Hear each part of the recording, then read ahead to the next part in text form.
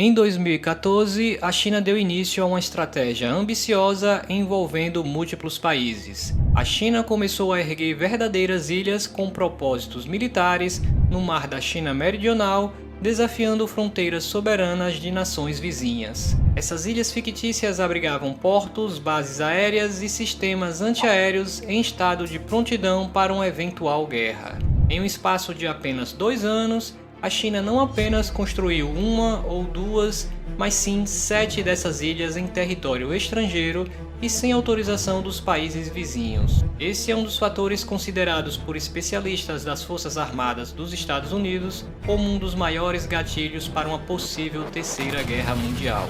Mas por que o Mar da China Meridional é um ponto tão crucial no cenário global?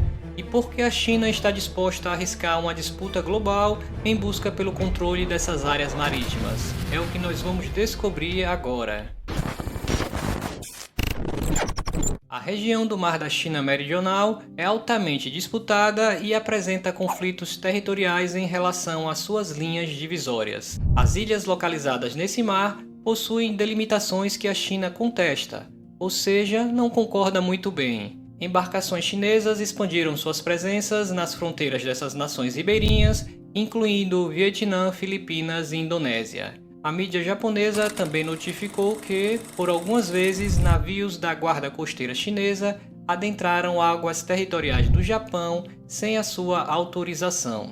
O Mar da China Meridional está localizado no Oceano Pacífico e é circundado, arrodeado pela China Meridional, Filipinas, Vietnã, Tailândia, Taiwan, Malásia e Indonésia.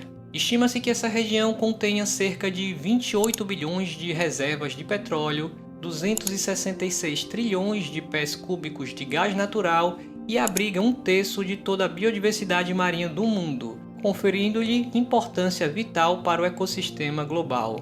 Além desses fatores, o Mar da China Meridional desempenha um papel crucial nas rotas comerciais. Em 2019, aproximadamente 3,37 trilhões de dólares em comércio global transitaram por essa região anualmente. A principal via para portos no Oceano Pacífico e Índico se dá através do Estreito de Malaca e do Mar da China Meridional. Nesse sentido, a China depende fortemente das importações de petróleo para alimentar sua economia e indústrias. Cerca de 50% do petróleo importado pela China provém do Oriente Médio, passando pelo Mar da China Meridional. Vale lembrar também que a China é o epicentro global da manufatura e seu crescimento econômico se baseia na exportação desses produtos para o mundo. Muitas dessas exportações atravessam o Mar da China Meridional, espalhando-se pelo resto dos continentes. Portanto, eu não preciso nem dizer qual a importância que o Mar da China Meridional desempenha para a China, né? No entanto, essa importância não justifica uma reivindicação automática de sua posse. Por isso, é fundamental compreendermos o quadro de lei internacional que define a demarcação de porções oceânicas entre países. Conforme estipulado na Convenção das Nações Unidas sobre o Direito do Mar de 1982, cada país litorâneo pode estabelecer uma Zona Econômica Exclusiva, ou ZEE, com um raio de 200 milhas náuticas, ou seja, cerca de 370 quilômetros a partir de sua costa. A área dentro da Zona Econômica Exclusiva é uma área de domínio do Estado costeiro, permitindo-lhe a exploração, regulamentação pesqueira, a construção de ilhas artificiais e outras atividades econômicas. Todas as nações reconheceram essa norma, incluindo a China, que, em princípio, deveria lê-la e aplicá-la para delinear a sua parcela no Mar da China Meridional de até 200 milhas náuticas. No entanto, não é bem isso que acontece. Quando se trata desta região, a China não está disposta a seguir as regras internacionais do mar. Pequim optou por utilizar uma demarcação própria, representada por uma série de 9 traços para legitimar sua reivindicação territorial. Esses traços abarcam quase que 90% do Mar da China Meridional, e o governo chinês, ancorado pelo Partido Comunista, defende que essa vasta extensão lhe pertence. A justificativa do Partido Comunista Chinês é que um explorador chinês teria descoberto o Mar da China Meridional, sendo assim a China teria direito àquelas águas. Com esse entendimento, um tanto quanto egocêntrico, a China empreendeu a construção de ilhas no Mar da China Meridional, que não eram meras ilhas, mas sim fortificações militares com presença de pessoal militar, pistas de pouso e sistemas de mísseis. Porém, de acordo com a lei internacional, essas ilhas estariam dentro das fronteiras das Filipinas, levando-as a recorrer à ONU em 2016. O Tribunal Permanente de Arbitragem de Haia julgou em favor das Filipinas, considerando que a China havia de fato invadido o território filipino.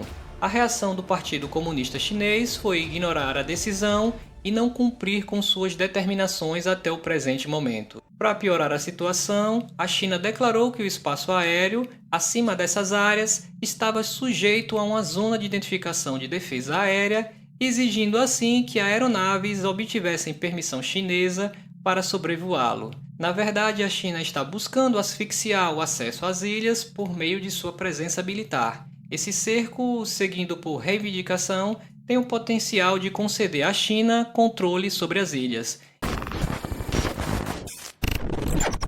Em 2011, a China, juntamente com Brunei, Malásia, Filipinas, Taiwan e Vietnã, tinham concordado com diretrizes preliminares para implementar um código de conduta no Mar da China Meridional, com expectativa de conclusão até 2021. Entretanto, como percebemos, esse cronograma não se materializou, embora o código de conduta tenha auxiliado em manter uma relativa estabilidade na região.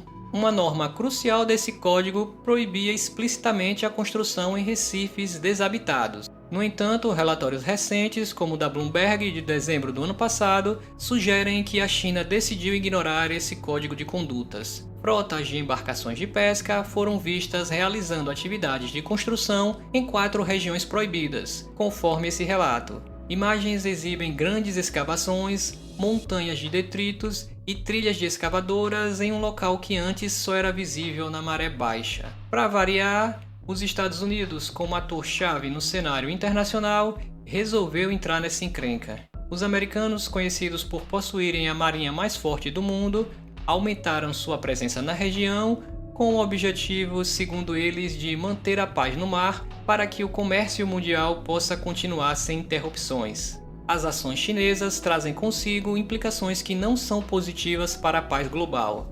Tais ações têm levado nações vizinhas a aumentarem seus gastos militares, aumentando mais ainda as tensões geopolíticas na região. Situação semelhante acontece com a ilha de Taiwan, na qual a China exerce forte influência. Vai aparecer um vídeo aí na sua tela no qual eu explico se a China vai invadir ou não a ilha de Taiwan.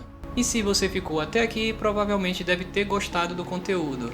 Então, por favor, deixe seu like e compartilhe esse vídeo com um amigo que vai me ajudar muito. Abraços e até a próxima!